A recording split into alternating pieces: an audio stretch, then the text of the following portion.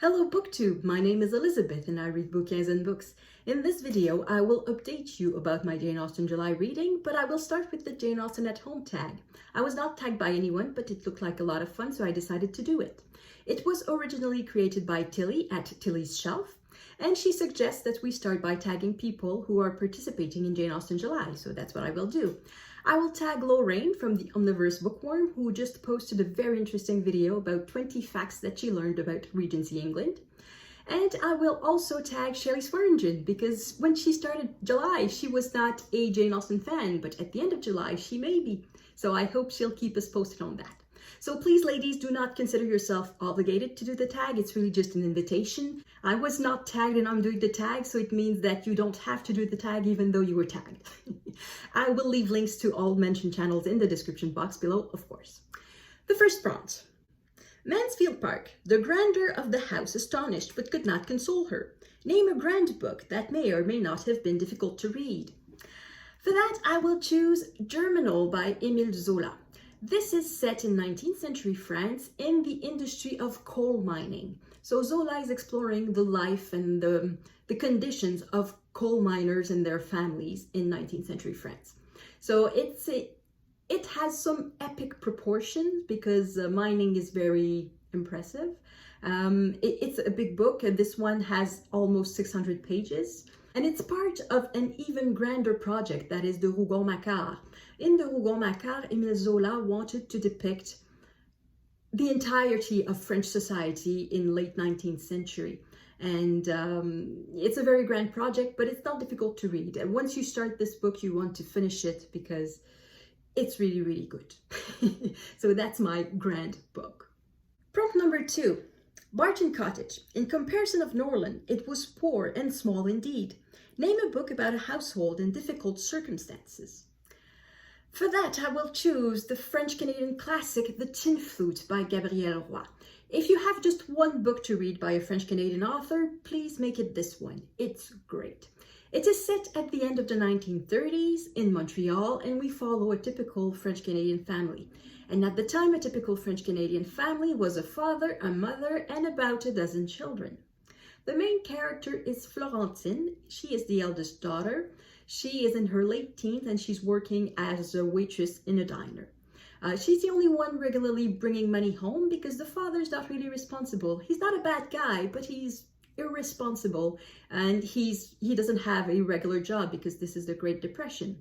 The eldest son is a bit selfish too. He works but does not bring the money home, so all the responsibilities fall on the mother.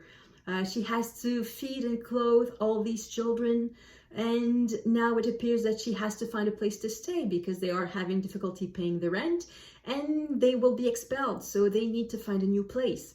So and the main character, Florentine, also has problems of her own. So this is really a family in dire circumstances. And they were, sad to say, very normal circumstances for the end of the 1930s in Montreal. But yeah, they are difficult circumstances, and it is a great book. I hope one of my viewers will read it at some point because it's really great.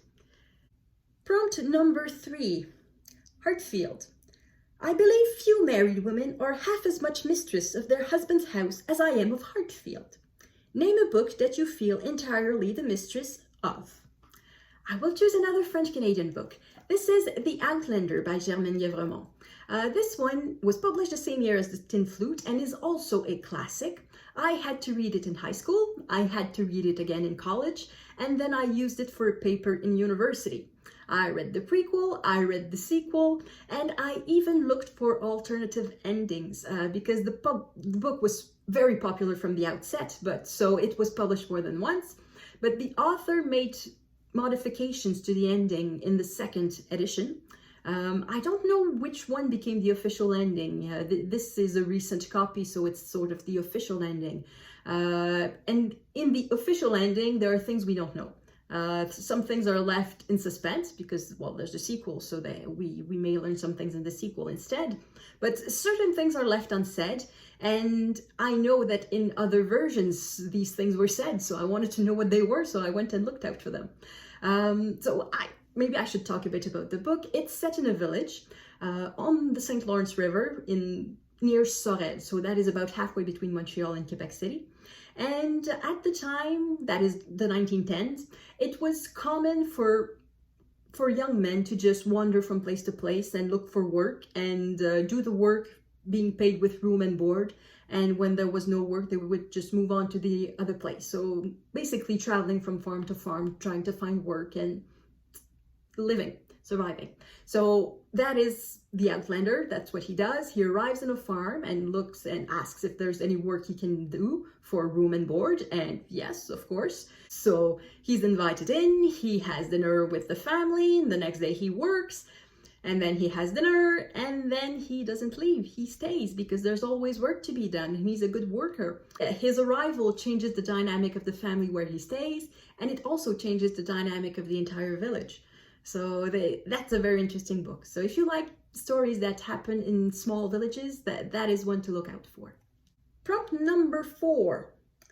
Now there was nothing so charming to her imagination as the unpretending comfort of a well-connected parsonage, something like Fullerton. Name a book containing a contented family. Like a lot of booktubers who did this tag, it was difficult to find a happy family. I finally found one in this book. That is The Scapegoat in English by Daniel Pennac.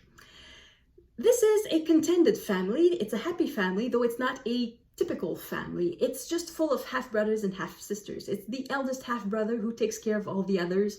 The mother comes back once in a while and leaves another child, but they're all happy. It would be considered dysfunctional because they function in a very weird way, but they are happy. This is a humorous book. This is a funny book. Like the title says, the main character is a scapegoat. That's his job. He works at a department store. And whenever a client comes to complain, the manager says, oh, well, let me look at this. Oh, it was him. Let me call the responsible of this. And he gives the scapegoat a load of crap. And the customer leaves being happy because, oh, my complaint was taken seriously. So that's his job. And unfortunately, at the time, bombs are exploding in the store. And of course, the police is looking at the scapegoat. So that's the context of the book. My question is, have you ever heard of this book? Because when it came out in France in 1985 and in the years following, it was all the rage. Everybody read this, and there are a lot of sequels, and I think there are 7 volumes now in the series. And it's really a load of fun, and the author is a household name, and I was wondering, did this happen in English too? Did it have the same impact on the English market? I suppose not. But did it have at least a little bit of impact in the English market? Because in French it had a lot of impact, and the author, Daniel Pennac, is a household name. He will sell thousands of copies just with his name. So yeah, a happy family. Prompt number 5, Rosings Park. He declared he might almost have supposed himself in a small summer breakfast parlour at Rosings, a comparison that did not at first convey much gratification. Name a book that other books are constantly being compared to. I started reading a book this week. This is, in English, it's Musashi, the title. And it's a reread, so I decided to read the introduction first. And the very first sentence of the introduction is, it could be said that Musashi is Japan's Gone with the Wind. So I thought, yes, Gone with the Wind. Every historical epic is compared to Gone with the Wind, regardless of whether they were written before or after Gone with the Wind. So Shogun is Gone with the Wind of samurais. The Pillars of the Earth, it's like Gone with the Wind with cathedrals. And even War and Peace, if you want to convince someone to read War and Peace, you will say, well, it's like Gone with the Wind, but in Russia during the wars against Napoleon. So any historical epic is Gone with the Wind. I disagree, but that's what it is. Prompt number 6. HMS Sloop the Asp. Quite worn out and broken up. I was the last man who commanded her. Show us a book that is looking the worse for wear. I don't have a lot of choice for that because I take care of my books. So the only one I could come up with is this. It's Émile Zola, Au Bonheur des Dames, The Lady's Paradise. Normally my books look like new, even those that I've read several times, but this one we can see the cover is losing color, the spine is cracked, it's all yellowed, the corners have been bent and on the front too, and For me, that's as bad as it will get. If it gets any worse than this, I will buy a new copy. I don't like dirty books, and I don't like, I like my books to look like new. Next prompt. Northanger Abbey. An abbey, yes, it was delightful to be really in an abbey, but she doubted as she looked around the room whether anything within her observation would have given her the consciousness. Name a book that wasn't as creepy or dramatic as you thought it would be. I don't really go for creepy books, but I have a book on a creepy subject. That is Rats by Robert Sullivan. Rats are creepy and disgusting, so I was expecting to be quite disgusting, but they are observed scientifically, if I can say that. The author decides to follow a group of rats in New York City. Well, he doesn't have to go far to follow them. He chooses a small lane, a small dead end, a small, I don't know how to call it, a little place where there are rats in New York, and every night he goes to observe them. So, yeah, it's a bit, the subject can be creepy. If you think of pizza rats, yeah, it's creepy, but reading the book, it's just really interesting. It's not creepy at all. So, rats. Prompt number 8, Portsmouth. The smallness of the house and thinness of the walls brought everything so close to her that added to the fatigue of her journey, and all her recent agitation, she hardly knew how to bear it. Name a book that disappointed you when you revisited it. That is easy. That's a book I read recently. It's A Tangled Web by Lucy Maud Montgomery. When I read it as a teenager, I loved it. I thought it was a great book, and I reread it recently, and it turns out that it's very poorly constructed. There's just a massive info dump at the beginning. There's just too many characters, and it ends with a racist joke. So it really is not a good book, and I'm very disappointed. Prompt number 9, Kellynch Hall, Principal Seat, Kellynch Hall in the county of Somerset. Name a book from your ancestral home. I don't really have an ancestral home, but for that I will go for Still Life by Louise Penny. It is set in the fictional village of Three Pines at the border with Quebec and Vermont, and my mother comes from a village that is near the border of Quebec and Vermont. To reach that village, basically, if you are coming from the United States, from Boston, you take Interstate 89, and then once you reach the border, you cross the border into Canada, you take the first road right, and that is the loveliest road in the country. It's called the Chemin Saint-Armand, like Armand Gamache, yes, the same name, and it takes you through lovely villages of Saint-Armand, Frölichburg, Pigeon Hill, and then at the end you sort of have to leave the border a bit and you go to Dunham, and then Quansville, which is a regular town with a Walmart and car dealerships. And then if you keep going on, you end up in Knowlton, where Louise Penny lives, and and that is the inspiration, supposedly, of Three Pines. So that's the region where my mother grew up. She's not from one of these villages precisely, but she's from a village very near those villages. The last prompt, Pemberley. They have now entered a beautiful walk by the side of the water, and every step was bringing forward a nobler fall of ground. Name a book that you are ready to dive into. I'm going to name the book I've already started. This is Musashi by Eiichi Yoshikawa. I'm 350 pages in, but I still have about 1,200 pages to go.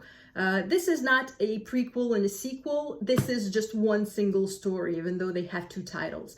It's a reread for me, so I know that. I know that at the end of this book, I will be left hanging in the middle because the story simply is not finished.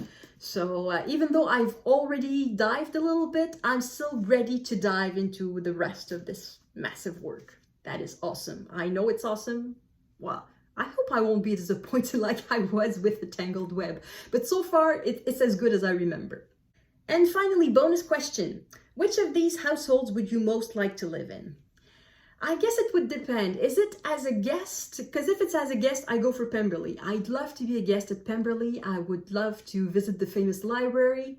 But if it's really to have all the responsibilities, I would go for something much smaller. I think Barton Cottage would sound really nice, with a lot of walks, with friends nearby, and not too big that I will be crushed by the responsibility of taking care of the house. So that is it for the Jane Austen at Home tag. So now I will tell you a bit about the rest of my Jane Austen July reading. I finished the biography of Beau Brummel. by Ian Kelly. It was good until the end. I learned a lot. I didn't know anything about Beau Brummel, in fact. I knew that he was a dandy and that he started the craze of black and white clothes. But I didn't know much about him. And this was really well done, super interesting. I loved it. It's really, really good. I also fulfilled the prompt of read a Jane Austen adaptation, and that is Sense and Sensibility. I watched that yesterday evening, and I'm a bit disappointed. It was not great. The comparison is with the BBC series of Pride and Prejudice, with the 1995 series. And the problem is that Sense and Sensibility, in my opinion, is not half as good as Pride and Prejudice. And I think the series shows. It really shows, because in the Pride and Prejudice miniseries, it's 6 episodes of 1 hour each, and this is 3 episodes of 1 hour each. And in Pride and Prejudice, I think most of the dialogue was taken word for word from Jane Austen's book. In this, they had to invent a lot more because there's a lot less dialogue in Sense and Sensibility. But also, they had to create scenes of conflict, because in Sense and Sensibility, everybody's just pretending. They are pretending to be nice to one another. They are pretending to feel this or not to feel that. So there's not a lot to see on screen. It's okay. I really like Dan Stevens as Edward Ferrars and Dominic Cooper as Willoughby. They were really good. But for the female leads, I kept comparing to Kate Winslet and Emma Thompson, and I preferred the movie. So it was not bad, but it was not great either. And I haven't gone anywhere with Madame de Stael. I'm still stuck at the same place. It's really slow pace, and in the summer I'm in the mood for something a bit more fast paced, so I think this one is a bit on the ice. It's not abandoned, it's not DNF'd. I will continue reading it, but at a very, very slow pace. I think I will just read 1 or 2 letters a day and see how long it takes, and even if it takes me until September, that's gonna be that.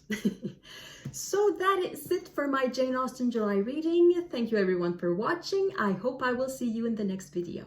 À la prochaine!